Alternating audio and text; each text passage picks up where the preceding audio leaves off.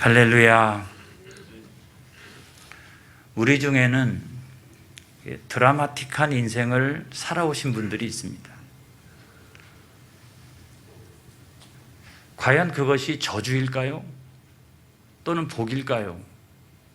우리가 함부로 말하기가 대단히 어렵다고 생각을 합니다. 하지만 오늘 성경 본문에 보면 저주가 변하여 복이 되는 비결에 대해서 말씀하고 있어요. 저주가 변하여 복이 되는 비결. 오늘 여러분 잘 나오신 것 같아요. 구약성경 에스더서는 굉장히 드라마틱합니다. 일단 저자를 누군지 알 수가 없어요. 그런데 성경이 여자 이름으로 되어 있거든요. 구약성경에서는 그 여자 이름으로 되어 있는 경우가 룻기 그리고 에스더서가 전부입니다. 그리고 그 배경은 그 광활한 대제국인 바사, 페르시아죠. 그걸 배경으로 하고 있어요. 거기에요, 유대인들이 많이 살고 있었습니다. 한 200만 명 정도 살고 있었어요. 1차 포로기한 또 2차 포로기한을 통해서 일부분이 다 귀환을 했지만은 숫자를 명확하게 파악할 수 없는 수백만 명이 거기에 남아서 살고 있었어요. 그런데 아말렉 족속인 하만이라고 하는 총리가 그런 유대인 또 유대인 공동체, 유대인 교회 공동체를 멸망시키려고 했습니다. 그 이유가 아주 역사적이잖아요. 우리가 잘 알고 있는 것처럼 이스라엘 백성들이 이렇게 출애굽을 할 때 아말렉 족속이 나타나가지고 계속 뒤에서 공격하잖아요. 이쪽으로 가면 이쪽 공격하고 또 저쪽으로 피해가면 또 공격하고 아무튼 그냥 끝까지 공격을 했어요. 오죽하면 나중에 하나님께서 이 아말렉 족속은 진멸시켜버려라, 씨도 남기지 말아라 라고 할 정도로 그렇게 하나님께서 이 아말렉 족속을 미워했거든요. 근데 이 하만이라고 하는 사람은 계략이 아주 놀라웠습니다.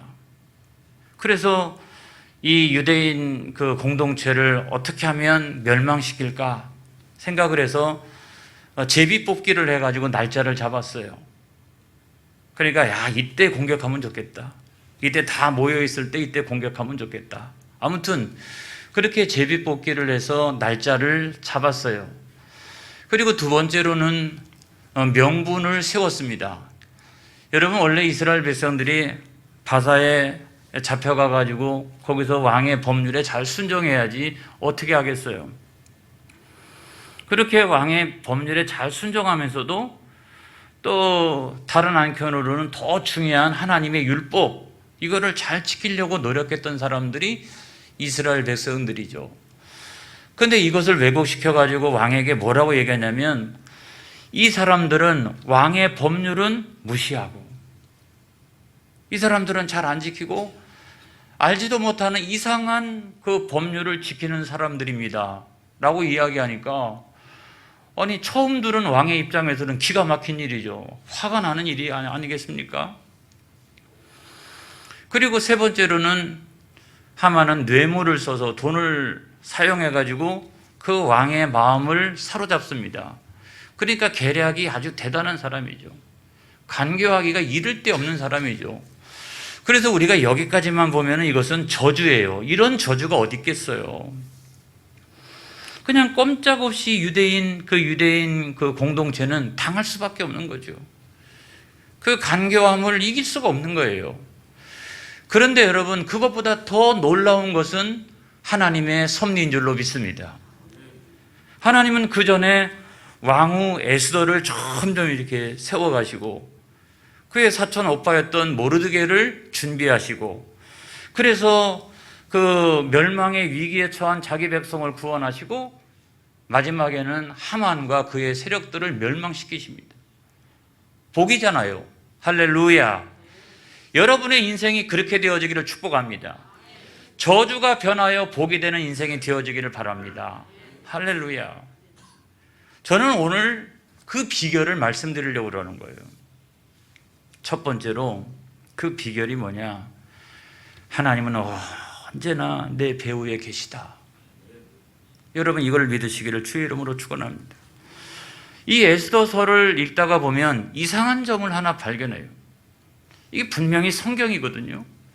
그런데도 여기에 하나님, 여호와 이런 단어가 단 한 번도 등장하지 않습니다. 이거 역사서인가? 어떻게 해서 성경인데 하나님, 여호와 이런 단어가 한 번도 등장하지 아니하냐? 이게 어떻게 해서 성경에 들어왔지? 그러면서 우리가 에스더서를 쭉 읽어 나가다 보면 이 역사의 배후에 계신 하나님, 그 하나님의 놀라운 구원하시는 섭리, 이거를 우리가 발견하게 돼요. 그래서 여기 하나님, 여호와 이런 단어가 한 번도 없어도 하나님이 살아계셔서 하나하나 간섭하시고 역사하시고 섭리하시고 있다는 사실이 아주 충분히 드러납니다. 그러니까 성경 안에 들어와 있는 거죠. 이상한 점을 우리가 얘기하면 한두 가지가 아닙니다. 먼저는 왕후 와스디가 폐위된 사건. 여러분 그때 당시 왕이요 얼마나 넓은 영토를 통치했는지 전국이 127도였어요. 작은 나라로 치면은 작은 나라 127개를 다스리는 대제국의 왕이었다고요. 한번 잔치를 하면 6개월을 합니다, 여러분. 180일을 했대요. 무슨 잔치가. 그리고 이 잔치도 마음에 들지 않았던지 7일을 더 했어요. 187일을 했어요. 근데 왜 그렇게 했느냐? 잔치의 성격이 뭐냐면 여러분 영화 300이라고 하는 영화가 있습니다. 그게 완투로 나와 있는데 거기에 보게 되면은 이 페르시아가 그리스와 함께 이 살라미스 해전 그걸 준비해. 이게 마지막 이 전쟁이거든요. 이 전쟁을 준비하면서 전국에 흩어져 있는 방백들, 문무 백관들을 다 모아놓고 이들을 위무할 필요성이 있었던 거예요. 그래서 충분히 이렇게 위로하고 그러고 난 다음에 힘을 모아가지고 의지를 모아가지고 나가서 그리스도하고 전투를 하리라. 그래서 이제 아무튼 180일 동안의 잔치를 베푸는 거거든요. 좋았어요, 그것까지는. 그런데 왕후 와스디의 입장에서 보면 자기도 정말 고생을 엄청나게 많이 했습니다. 왜냐하면 거의 6개월 동안 전국에 있는 방백들 다 올라와 가지고 이렇게 잔치를 벌이고 있으면 부인들은 어떻게 해요? 그래 부인들이 따라온 거예요. 초첩들이 따라왔습니다. 그러면 안에서는 그 180일 동안에 같이 내부에서 또 잔치를 벌이고 있는 거예요. 그러니까 얼마나 힘이 들어요. 그들을 접견하기도 어렵고 그 다음에 대접하는 것도 엄청나게 어려운 일이에요. 그 일을 하고 있었던 거예요. 그래서 그런 고생을 하고 있는데 왕이 술이 잔뜩 취해가지고 왕후가 굉장한 미인인 모양입니다. 그 미인인 자기 부인을 자랑하기 위해서 명령을 내립니다. 왕후의 예복을 다 갖춰 입고 꽃단장을 하고서 이 모든 사람들 앞에서 나오라는 거예요. 그런데 고생을 하고 있는 왕후의 입장에서 보면은 아휴 이거 무슨 풀 뜯어먹는 소리야 이게 지금. 나는 지금 개고생을 하고 있는데 나를 나오라고 해가지고 꽃단장을 하고 왕후의 예복을 입고 이 앞에서 수많은 사람들이 보는 앞에서 패션쇼를 하라고 하는 말이야 지금. 그러니까 그 왕의 명령을 거부했어요. 그렇다고 그런 엄청나게 고생을 많이 했던 와스디를 폐위시키다니 저는 그것도 대단히 이상하다고 생각을 합니다. 6개월 동안 죽어라고 고생을 했잖아요. 그 다음에 에스더의 간택 사건 이것도 마찬가지입니다. 여러분 원래 그 왕후는요 페르시아의 아주 그 고급스러운 가문 7개 가문 안에서만 왕후가 나오도록 되어져 있었어요. 근데 이 안에서 왕후를 뽑자니 와스디만한 미인이 7개 가문 안에서 나오리라는 보장을 못해요. 그러니까 방백들이 이제 생각을 하는 거예요. 어떻게 하면 이 법을 어겨가면서 이 문제를 해결할까라고 생각했다가 바사 제국 안에 있는 모든 처녀들을 대상으로 한 거예요. 7개 가문이 아니고. 왜냐하면 나중에 7개 가문에서 웬만한 미인을 왕으로 들였다가 왕이 마음에 안 든다 라고 해서 옛날의 왕후를 그리워하기 시작하고 그 옛날 왕후가 다시 복귀하는 순간 왕이시여 폐위시켜 주시옵소서 라고 얘기했던 이 방백들은 죽을 수밖에 없는 거거든요. 그러니까 막 기를 쓰고, 기준은 뭐예요? 전에 왕후였던 와스디보다 이쁠 것, 이거를 기준으로 해가지고 그 와스디보다 이쁘다고 생각하는 민족 인종 상관없이 전국에서 막 이렇게, 여러분 그 나라가 얼마나 큰지 이집트 다 포함되고 리비아, 그 다음에 북쪽으로는 조지아 바로 밑에까지, 그리고 그리스 영토의 일부, 아프가니스탄 포함해가지고 인도 일부까지, 이게 엄청난 그 제국이거든요. 여기에서 인종, 민족 상관없이 와스디보다 이쁘다고 생각하는 모든 처녀들을 다 불러 모으기 시작했어요. 그러니까 수백 명, 수천 명이 미인들이 전국 방방곡곡에서 모여들기 시작했습니다. 그 중에 한 사람 에스더가 들어간 거예요. 그 중에 한 사람. 그러니까 에스더도 웬만한 미모를 갖추고 있는 여인이잖아요. 그런데 이상하게도 다 이렇게 단장을 비슷비슷하게 했어요. 특별하게 에스더가 단장을 한 게 없어요, 성경에 보면. 그런데도 내시가 볼 때 좋게 여겼어요. 이상하게 이게 좋게 여겼어요. 인사를 잘했나? 아무튼 내시가 볼 때 좋게 여겼어요. 그리고 막 수천 명이 모여 있는데도 왕의 눈에 사랑스럽게 보였어요, 에스더가. 놀라운 일 아닙니까? 저는 이걸 보면서 콩깍지가 씌었다, 이렇게 생각을 해요. 콩깍지가 씌었다. 왜냐하면 얼마 시간이 지나지 않아가지고 에스더가 뭐라고 얘기합니까? 30일 동안이나 내가 왕을 본 적이 없습니다 그래요. 30일 동안이나. 그러니까 관계가 소원해졌다는 거죠. 이쁜 여자들이 많으니까 관계가 소원해진 거예요. 그런데 간택을 받는 그 순간에는 하나님께서 왕의 눈에 역사하신 거죠. 그 수많은 여자인들 가운데서 에스더가 가장 사랑스럽게 보이도록 콩깍지를 씌워놓은 거예요. 할렐루야. 저는 그 부분도 대단히 이상하다는 생각이 들고, 더 많이 있지만 한 가지만 더 말씀드릴래요. 모르드게 사건. 모르드게가 그 궁궐에 문지기로 있었습니다. 그런데 어느 날 반역 사건을 발견하고 그거를 고발해가지고 왕의 생명을 살리는 일이 발생하죠. 그러면 엄청나게 그 큰 공로를 세운 거 아니겠어요? 그런데도 불구하고 그를 존귀하게 하거나 무슨 관직을 올려주거나 그런 일이 없었다고요. 이것도 참 이상한 일이고, 나중에 시간이 흘러가지고 왕이 잠을 자는데 그날따라 잠이 안 와요. 이것도 이상해요. 그런데 평상시에 잘 읽지도 않던 역대일기를 가져오라 해가지고 역대일기를 읽어요. 우리나라로 치면은 그게 뭐가 될까? 승정원 일기 정도 될까? 왕의 일거수 일투족 쭉 다 기록하고 왕의 명령을 쭉 기록해 놓는 그런 승정원 일기하고 비슷하다고 생각합니다. 분량이 얼마나 많습니까? 하루 동안에 대제국의 왕이 처리해야 될 안건이 얼마나 많이 있습니까? 그러니까 막 방대한 거죠. 이게 궁 여기저기다가 막 다 이렇게 보관해 놔도 그걸 다 이렇게 찾아오기가 어려울 그럴 정도예요. 그런데 이상한 점은 역대일기 읽어봐, 아무데나 읽어봐 하고 딱 폈는데 거기가 나온 거예요. 모르드게의 반역 사건, 모르드게가 그 반역을 보고 고발한 그 사건, 그게 나온 거예요.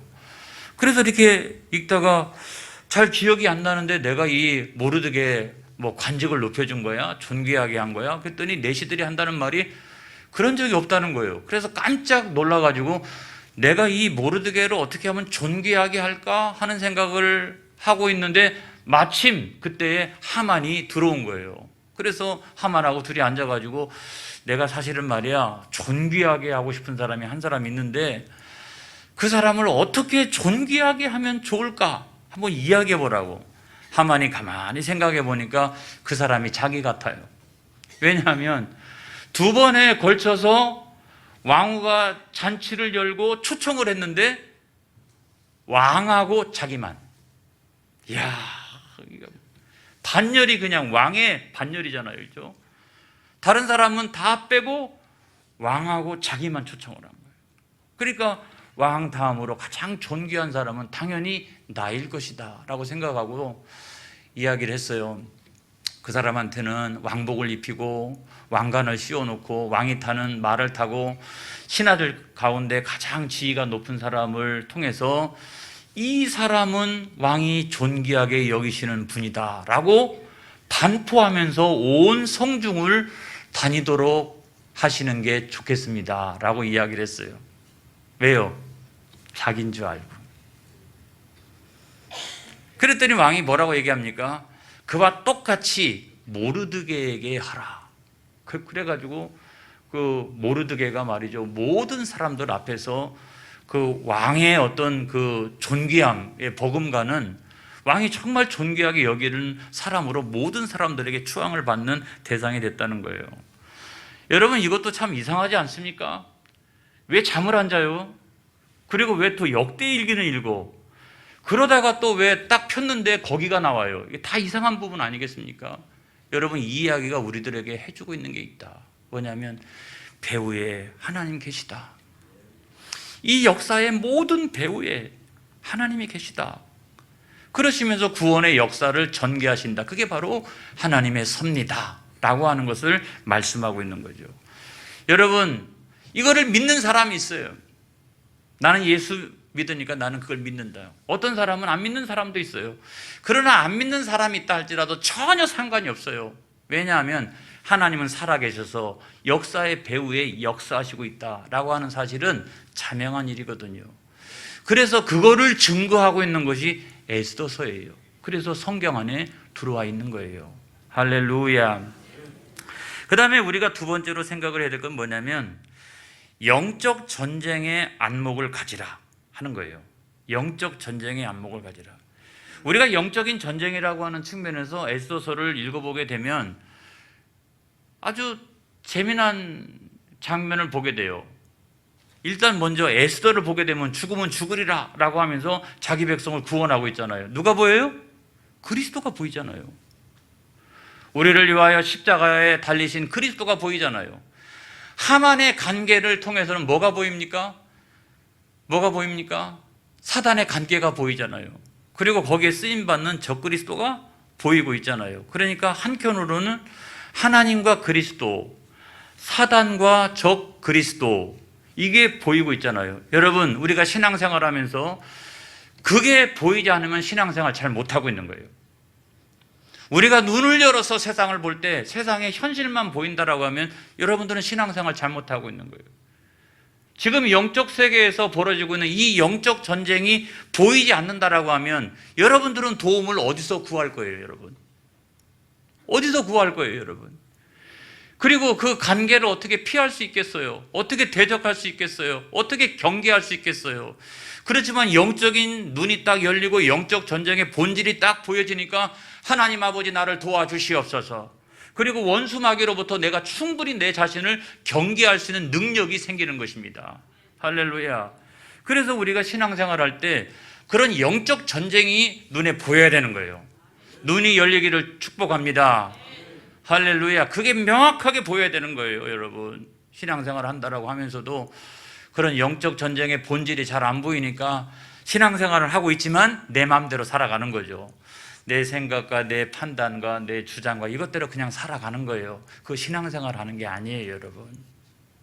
그래서 에베소서 6장 12절의 말씀을 보겠습니다. 다 같이 시작. 우리의 씨름은 혈과 육을 상대하는 것이 아니요 통치자들과 권세들과 이 어둠의 세상 주관자들과 하늘에 있는 악의 영들을 상대함이라. 성경은 명확하게 말씀하고 있어요. 그 모든 전쟁의 본질이 어디에까지 다 있다? 악의 영들에게 다 있다. 그렇기 때문에 이 본질적인 영적인 전쟁을 바라보고 그거를 분별할 수 있는 눈이 열리지 않고서는 우리는 절대로 승리할 수 없습니다. 내가 다 이긴 줄 알았는데 지는 거예요. 내가 다 진 줄 알았는데 나중에는 승리하게 되는 거예요. 할렐루야. 그래서 예수 믿는 사람은 영적인 전쟁의 안목이 열려야 되는 거예요. 영적인 분별력이 있어야 돼요. 어떤 사건이 생겼다, 무슨 일이 일어났다라고 하면 그것을 바라보는 영적인 분별력이 분명히 있어야 된다. 할렐루야. 그리고 세 번째로 중요한 거는 우리가 하나님 앞에서 약할 때 하나님은 우리를 강하게 하신다. 약할 때 강함이 되는 교회. 교회는요, 교회가 하나님 앞에서 약할 때 하나님은 그 교회를 강하게 사용하시는 것을 믿으시기 바랍니다. 고린도후서 12장 9절에 있는 말씀을 보겠습니다. 다 같이 시작. 나에게 이르시기를 내 은혜가 내게 족하도다. 이는 내 능력이 약한 데서 온전하여 짐이라 하신지라. 그러므로 도리어 크게 기뻐함으로 나의 여러 약한 것들에 대하여 자랑하리니 이는 그리스도의 능력이 내게 머물게 하려 함이라. 할렐루야. 사도 바울은 평생 동안 가시를 가지고 살았어요. 그렇죠? 그가 부족한 게 뭐가 있습니까? 가문, 학문, 유대교적인 믿음, 이런 것이 부족합니까? 더군다나 로마의 시민권까지 가지고 있었잖아요. 거의 완벽한 사람이에요. 그럼에도 불구하고 하나님 앞에 제발 이 가시를 빼어 주옵소서라고 하나님 앞에 기도했지만 하나님께서 응답해 주시지 않는 이 가시를 달고 살았어요. 늘. 그런데 나중에 깨닫게 된 것이 있습니다. 이 가시, 내가 그렇게 작정 기도를 3번씩이나 했는데도 불구하고 하나님이 이거를 왜 빼주지 않으시지? 라고 생각을 하다가 만약에 이 가시가 없었더라면 내가 하나님을 그와 같이 절절하게 의지할 수 있었을까? 라는 생각이 드는 거예요.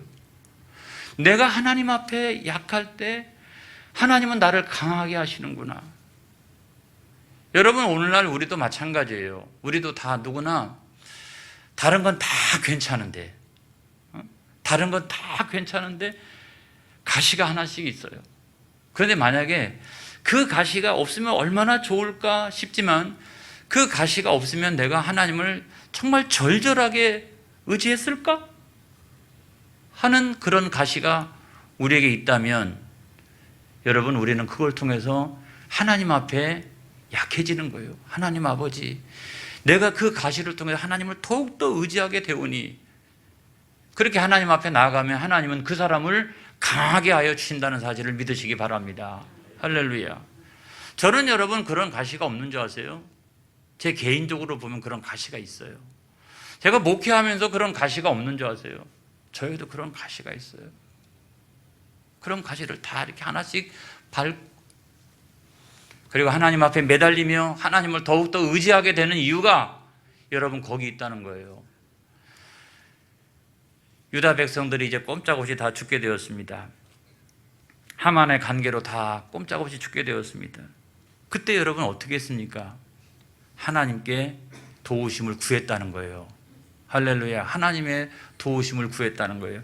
그것이 바로 오늘 성경 말씀 아니겠어요? 모르드게가 죄를 뒤집어 쓰고 베옷 입고 옷을 다 찢고 대성통곡하며 하나님 앞에 기도하기 시작했어요. 또 이스라엘 백성들이 자기가 흩어져 있는 모든 곳에서 죄를 뒤집어 쓰고 베옷을 입고서 대성통곡하며 금식하며 하나님 앞에 기도하기 시작합니다. 여러분, 바로 그 순간이 역전의 순간이라는 사실을 믿으시기 바랍니다. 내가 철저하게 하나님 앞에서 약해질 때 하나님은 나를 강하게 사용하신다. 이것이 거꾸로 되면 안 되는 거예요, 여러분. 내가 강하고 하나님 약해지면 안 돼. 잘 될 것 같죠? 천만의 말씀. 그래서 자기 의와 교만과 여러분 천만의 말씀이에요. 거꾸로 되면 안 되는 거예요. 오히려 내가 하나님 앞에서 약해지고 하나님 나를 도와주시옵소서. 하나님 없이는 내가 안 됩니다. 그래서 철저히 하나님 앞에 자기를 굴복하고 약함을 드러내고 나아갈 때 하나님은 권능의 손으로 나를 붙들어 주시고 나를 강하게 사용하여 주신다는 사실을 믿으시기를 축복합니다. 그때 하나님의 능력이 나타나는 거예요. 두 번째는 하나님의 도우심을 믿어야 되는 거죠. 믿어야 됩니다. 자, 모르드게가 지금 바깥에도 이와 같이 엄청난 일이 일어났어. 그러면서 에스더에게 그 사실을 알려줘요. 그랬더니 에스더가 뭐라고 얘기합니까? 내가 지금 왕하고 관계가 소원해진 지 한참 돼요. 내가 30일 동안 왕 얼굴을 본 적이 없어요. 이런 상태에서 지금 나갔다는 나도 죽고 다 모든 것이 끝나요. 그러면서 주저합니다, 여러분. 그런데 나중에는 어떻게 합니까? 내가 왕후가 된 것은 이때를 위함이 아니냐. 그랬더니 죽으면 죽으리라 하는 믿음을 가지고 왕 앞에 나가는 것을 볼 수가 있습니다. 그러므로 여러분, 하나님의 도우심을 믿어야 합니다. 할렐루야. 하나님의 도우심을 믿어야 합니다. 그럴 때 하나님의 도우심이 시작된다. 할렐루야. 그래서 어떻게 합니까? 그때부터 시작해가지고 유대 백성들이 구원받기 시작을 하고, 모르드게가 왕이 존귀하게 여기는 사람이 되어지고, 하만과 그의 세력들은 다 멸망당하게 되어지고, 할렐루야. 이것이 뭐냐면 약할 때 강함 되는 교회예요. 할렐루야.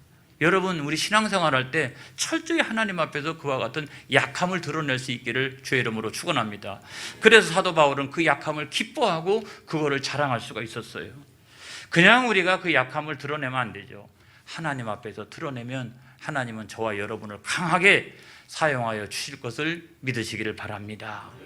할렐루야. 기도하겠습니다.